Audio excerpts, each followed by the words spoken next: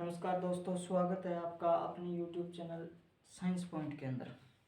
आज है जो एक एग्रीकल्चर ICR जेट BHU या कक्षा क्लास है। अपन 11 और 12 एग्रीकल्चर की बात करें तो उसका एक महत्वपूर्ण जो टॉपिक है जो हम करने जा रहे थे, उसके अंदर हमने कर लिया था कि नाइट्रोजन अध्यादेश या उर्वरक के बारे में हम लोग जो चर्चा कर रहे थे। इसके विषय में हमने क्या है, उर्वरक के विषय में हमने थोड़ा बहुत है पढ़ लिया था। आज हम पढ़ेंगे उर्वरक सामान्यतः होते क्या है, कितने प्रकार के होते हैं। अब उर्वरक होते क्या है ये तो हमने पढ़ लिया, जो जैविक खाद्यों से क्या है ज्यादा मात्रा में क्या उपलब्ध कराते हैं दोस्तों, पोषक तत्व उपलब्ध कराते हैं, वो क्या कहलाते हैं, आपके उर्वरक कहलाते हैं। अब अगर उर्वरक की बात करें, हम उर्वरक की बात करें तो सर्वाधिक मात्रा के अंदर प्रयोग किए जाते हैं वो किए जाते हैं आपके नाइट्रोजन के जो उर्वरक हैं, जो सर्वाधिक मात्रा के अंदर प्रयोग किए जाते हैं। क्योंकि हमें पता है, अगर आप एग्रीकल्चर के एक स्टूडेंट हो तो आपको पता है कि नाइट्रोजन या N2 के कारण ही क्या होते हैं, पौधे हरे भरे रहते हैं। ठीक है, पौधे क्या रहते हैं, हरे भरे रहते हैं। यानी आप जानते हैं जब तक क्या रहेगा, पौधा हरा भरा रहेगा तब तक क्या है, उससे क्या है, फसल उत्पादन संभव है, अन्यथा कोई उत्पादन संभव नहीं है। क्योंकि हरे रहने के कारण पौधे क्या करते हैं, उत्पादन क्षमता बढ़ाते हैं, उत्पादन बढ़ाते हैं। उत्पादन बढ़ता है तो प्रति व्यक्ति जो आय है वह भी बढ़ती है, और आय बढ़ती है तो किसान यहाँ पे क्या है, समर्थ होते हैं।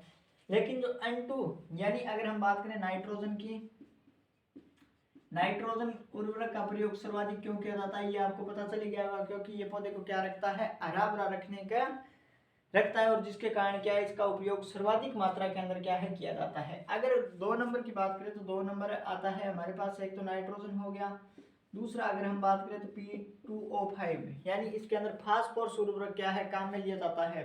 सामान्यतः कौन सा उर्वरक काम में लिया जाता है, फास्फोरस। इसी के विषय में बात करें तो फास्फोरस का क्या कार्य होता है दोस्तों, आपको पता है फास्फोरस जो तत्व है आर्नोन व स्कॉट के अनुसार जो 17 तत्व है उनमें से क्या है, प्राथमिक पोषक तत्व तो आप जानते हैं दोस्तों, प्राथमिक पोषक तत्व कितने होते हैं, 3 होते हैं। कौन कौन से, नाइट्रोजन, फास्फोरस और पोटेशियम। इसके विषय में तो आप जानते होंगे, इन्हें क्या है, प्राथमिक पोषक तत्व कहा जाता है। और एक होते हैं हमारे क्रियात्मक पोषक तत्व, इनके विषय में भी आपको पता होना जरूरी है। जो क्रियात्मक पोषक तत्व किसे कहते हैं, क्रियात्मक पोषक तत्व बोलते हैं कार्बन, हाइड्रोजन और ऑक्सीजन को क्या बोलते हैं दोस्तों, क्रियात्मक पोषक तत्व बोलते हैं। उसके बाद अगर हम बात करें द्वितीयक पोषक तत्वों की, ये देख लीजिएगा, ठीक है। एक बार देखिए, द्वितीयक पोषक तत्व की बात करें, अगर हम द्वितीयक पोषक तत्व की बात करें तो उसके अंदर आ जाएगा कैल्शियम, मैग्नीशियम और सल्फर को क्या माना जाता है दोस्तों, द्वितीयक पोषक तत्व माना जाता है। और उसके बाद जो जितने भी पोषक तत्व क्या है बचे हुए होते हैं उन्हें हम सूक्ष्म पोषक तत्व मानते हैं। ठीक है, सूक्ष्म पोषक तत्व मानते हैं। सूक्ष्म पोषक तत्व क्या है दोस्तों, इनको माना जाता है। और सूक्ष्म पोषक तत्व है, अगर इन टोटल की बात करें तो कई जगह आपको 21 मिलेंगे, क्योंकि 4 की खोज क्या है, बाद में की गई है। ठीक है, लेकिन अगर मूल रूप से बात करें तो 17 पोषक तत्व माने जाते हैं, और 4 की खोज बाद में की गई है। तो वर्तमान के अंदर हम मान सकते हैं 21। लेकिन आपको NCERT और RBSE की किताबें हैं वो आपको कितना दिखाएगी, वो दिखाएगी सिर्फ 17। ठीक है, उसके अंदर के जो 4 पोषक तत्व है वो हम आगे पढ़ेंगे, जैसे सोडियम है, वेनेडियम है, कैल्शियम है। ये क्या है, ये जो नए खोजे गए तत्व है, ये कुछ का प्रतीक है, इसके विषय में भी चर्चा करेंगे।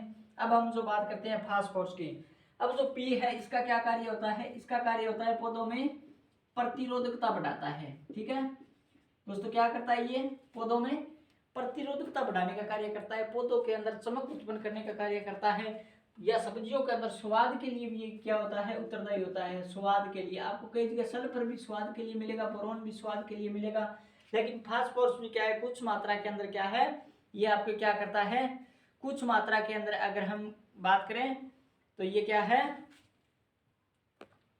कुछ मात्रा के अंदर ये क्या करता है दोस्तों, कुछ मात्रा के अंदर ये प्रतिरोधकता बढ़ाता है और स्वाद को बढ़ाने में भी सहायक होता है। फास्फोरस युक्त उर्वरक आगे। उसके बाद जो एक हमारा है K2O यानी पोटेशियम। पोटेशियम उर्वरक है जो सामान्यतः क्या है, भारत के अंदर, यानी इसकी फैक्ट्री नहीं है अभी तक। ठीक है दोस्तों, यानी इसका क्या है, निर्माण नहीं किया जा सकता भारत के अंदर। ठीक है, भारत के अंदर इसका क्या है, निर्माण नहीं किया जा सकता। इसको आप नोट लगा के भी लिख सकते हो।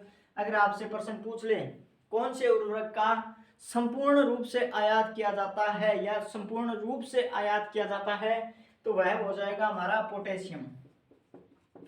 ठीक है दोस्तों, कौन सा उर्वरक है, पोटेशियम उर्वरक क्या है, संपूर्ण रूप से इसका क्या है, क्या किया जाता है, आयात किया जाता है।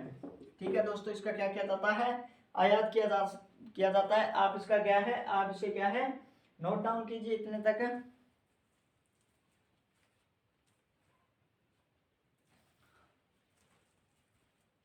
ठीक है दोस्तों, आपने इसको क्या है, लिख लिया होगा।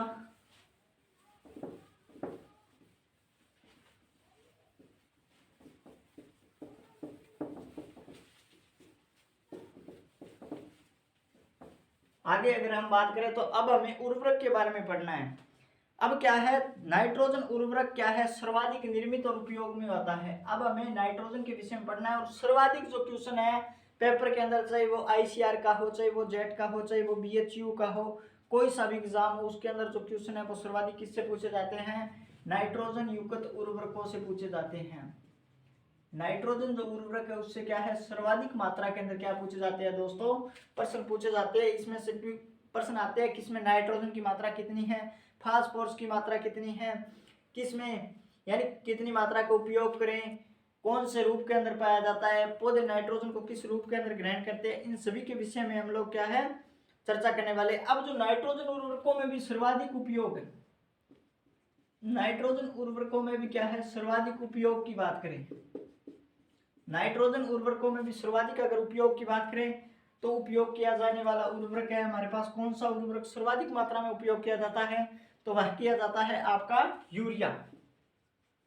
ठीक है, इसको क्या है, इसको जैविक खाद की भी संज्ञा दी जाती है। ठीक है दोस्तों, यह भी क्या है, आप लोग नोट कीजिएगा, इसको क्या है, जैविक खाद की भी संज्ञा दी जाती है। सर्वाधिक मात्रा के अंदर प्रयोग किया जाता है और प्रयोग के आधार पर बात करें तो 30 से 60% क्या है, इसका प्रयोग किया जाता है। और यह जो आंकड़े हैं, यह जो आंकड़े हैं ये कक्षा 12 के हैं।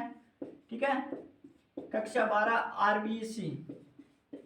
आरबीएससी की जो बुक है उसके आंकड़े हैं, ये आपको एकदम ऑथेंटिक डाटा है, एकदम सही डाटा आपको मिलेगा। उसके बाद अगर फास्फोरस उर्वरकों में अगर बात करें, ठीक है, ये लिख लीजिएगा, अगर फास्फोरस युक्त उर्वरकों में बात करें, फास्फोरस युक्त उर्वरकों में बात करें तो सर्वाधिक मात्रा में किसका प्रयोग किया जाता है, सर्वाधिक मात्रा में डीएपी का प्रयोग किया जाता है। कल हमने पढ़ लिया था कि डीएपी का प्रारंभ कब हुआ था, 1967 के अंदर क्या है, पहली बार डीएपी का निर्माण किया गया था। फास्फोरस उर्वरकों में सर्वाधिक मात्रा में किसका प्रयोग किया जाता है, तो सर्वाधिक मात्रा में किया जाता है उपयोग डीएपी का। अगर पोटास के अंदर भी एक और है, वो भी आप लिख दीजिएगा, या पोटास युक्त उर्वरकों में, पोटाश युक्त उर्वरकों में सर्वाधिक प्रयोग दोस्तों। ठीक है, पोटाश युक्त उर्वरकों में सर्वाधिक प्रयोग किसका किया जाता है, तो सर्वाधिक प्रयोग किया जाता है एमओपी। इसके आप जानते हो, इसे कहते हैं muriate of potash. Muriate of potash क्या है, इसे कहा जाता है। ठीक है, इसे क्या कहा जाता है, इसे कहा जाता है म्यूरेट ऑफ पोटास। ठीक है, सर्वाधिक मात्रा के अंदर अगर हम नाइट्रोजन की बात करें तो यूरिया हो जाएगा, अगर हम पोटास की या फास्फोरस की बात करें तो आपके हो जाएगा डीएपी। अगर हम किसकी बात करें, अगर हम पोटेशियम की बात करें या पोटास युक्त उर्वरकों की बात करें तो म्यूरेट ऑफ पोटास एमओपी हो जाएगा। अब जो खादानों के लिए है वो आज हम इतना ही करेंगे। इसके अंदर आपको क्या है, अनुपात बता देता हूँ, कितना कितना उपयोग करना है खादानों के अंदर और किस प्रकार हम उपयोग करते हैं। ठीक है दोस्तों, थोड़ा थोड़ा करके हम क्या है, इसको 3, 4 या 5, 7 लेक्चर के अंदर क्या है, इसको हमें कंप्लीट करेंगे। अगर हम खादानों के लिए एनपीके का अनुपात देखा जाए, पूछा जाता है ये प्रश्न। ठीक है, ये प्रश्न कई बार पूछा गया है और आगे भी पूछा जाएगा, इससे कई क्वेश्चन क्या है बनते हैं। जैसे एनपीके की बात करें, एनपीके क्या है, 4:2 है, इसके अंदर क्या रखेंगे, 4:2:1। ठीक है, यानी इसके अंदर हम 4 भाग इसके नाइट्रोजन के, 2 भाग फास्फोरस के और 1 भाग पोटेशियम का उपयोग करते हैं। अगर हम इसके बाद दलहनों के अंदर, दालों के अंदर नाइट्रोजन पाई जाती है। ठीक है, दलहनों में एनपीके। दलहनों के अंदर क्या है, राइजोबियम पाया जाता है, ठीक है, राइजोबियम पाया जाता है जो क्या करता है, वायुमंडलीय नाइट्रोजन को क्या कर देता है, स्थिरीकरण कर देता है, ठीक है। वायुमंडलीय नाइट्रोजन का क्या कर देता है, स्थिरीकरण करता है, तथा इसके अंदर नाइट्रोजन की मात्रा की कम आवश्यकता होती है, कम आवश्यकता होती है, ठीक है दोस्तों। इसके अंदर नाइट्रोजन की क्या होती है, कम आवश्यकता होती है। अगर हम इसके अंदर बात देखें तो इसके अंदर 1:2:1, ठीक है। इसके अंदर देखिए नाइट्रोजन बहुत कम मात्रा के अंदर दिया जाता है, ठीक है, क्योंकि नाइट्रोजन का ये क्या कर लेती है, स्थिरीकरण समय कर लेती है। अब जो आज का हमारा लेक्चर है वो इतना रहेगा, और इतने के अंदर ये क्या है आप कर लीजिएगा, और कल हम क्या है नाइट्रोजन के अंदर पढ़ने वाले हैं। और एक बात और बता दूं आपको, नोट डाउन करके आप ये भी लिख लीजिएगा कि पोटास का उत्पादन भारत में नहीं किया जाता है, नहीं किया जाता है, ठीक है। पोटास का जो उत्पादन है वो भारत के अंदर नहीं किया जाता है वर्तमान में अगर इसको हम वर्तमान के अंदर साथ में जोड़ के देखें तो इसके भंडार मिले हैं, पोटास के भंडार कहाँ मिले हैं, हनुमानगढ़ के अंदर, ठीक है, हनुमानगढ़ और वह बीकानेर के अंदर क्या है, पोटास के प्रचुर मात्रा के अंदर भंडार मिले हैं। अब हो सकता है कि हमारे यहाँ पर भी क्या है पोटास का निर्माण संभव हो, हमें क्या नहीं करना पड़े, पोटास का आयात नहीं करना पड़े, ठीक है। ये क्या है नोट लगाकर आप इसको लिख सकते हैं। और इसको भी क्या है, ये भी क्या है वेरी वेरी इंपॉर्टेंट क्वेश्चन है एग्रीकल्चर वालों के लिए, तो बहुत ही खास तौर से इंपॉर्टेंट क्वेश्चन है एग्रीकल्चर वालों के लिए, ठीक है। जेट के लिए भी ये क्वेश्चन आ सकता है कि खाद्यान्न के लिए एनपीके का अनुपात बताइए, दलहनों में एनपीके का अनुपात बताइए, दोनों के अंदर एनपीके का अनुपात देख लीजिएगा, ठीक है दोस्तों। कहीं आपका प्रश्न है जो गलत ना हो जाए। तो मिलते हैं कल, धन्यवाद। और अगर आपने हमारे चैनल को सब्सक्राइब नहीं किया है तो साइंस पॉइंट को सब्सक्राइब कीजिएगा, और ज़्यादा से ज़्यादा क्या है इसको शेयर कीजिएगा, ठीक है, ठीक है दोस्तों। इसको क्या करना है, शेयर करना है, ताकि जो क्या है जो बच्चा क्या है एग्रीकल्चर सुपरवाइजर जेट या आईसीआर या कक्षा 11 और 12 का जो स्टूडेंट है उसको क्या है फायदा मिल सके, क्योंकि इसके ऊपर हम क्या है कक्षा 11 की केमिस्ट्री, ठीक है, कक्षा 11 और 12 की क्या केमिस्ट्री और बायोलॉजी और एग्रीकल्चर तीनों करवाने वाले हैं। उसके अलावा अगर हम एग्रीकल्चर सुपरवाइजर की बात करें, एग्रीकल्चर सुपरवाइजर के अंदर अगर आप देखोगे तो इसके अंदर हम तीनों करवाने वाले हैं। उसके अंदर आप देखेंगे हॉर्टिकल्चर भी होगी,